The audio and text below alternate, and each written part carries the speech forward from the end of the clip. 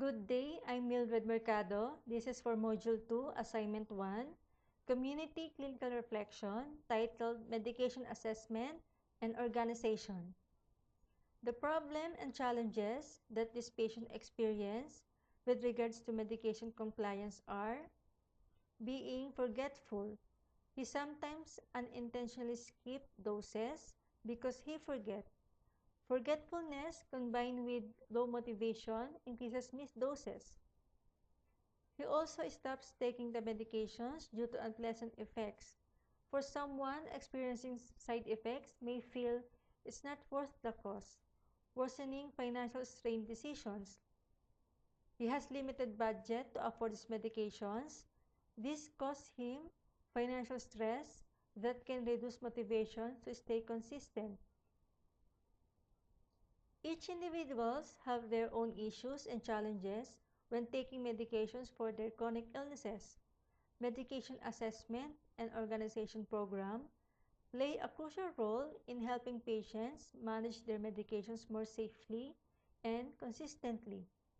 It focuses on identifying barriers and implementing practical strategies to address them.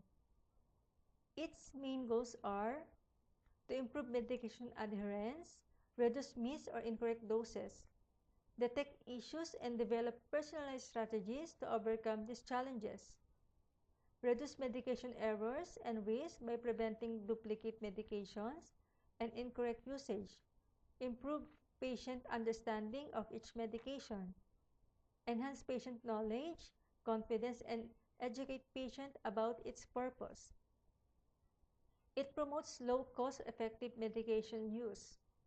Here are the interventions that were implemented and their outcomes: patient education and counseling, clear explanation of each medication's purpose, dosage, and time. Use simple words and written instructions. Use medication organization tools like pill organizers, setting reminders or alarms. Side effects management, early identification of side effects, providing strategies to minimize discomfort. Financial support strategies, switching to generic or lower cost alternatives. For overall impact, improve medication adherence and consistency, reduce medication-related complications and adverse drug reactions, enhance patient safety and quality of life. Lastly, better control of chronic conditions.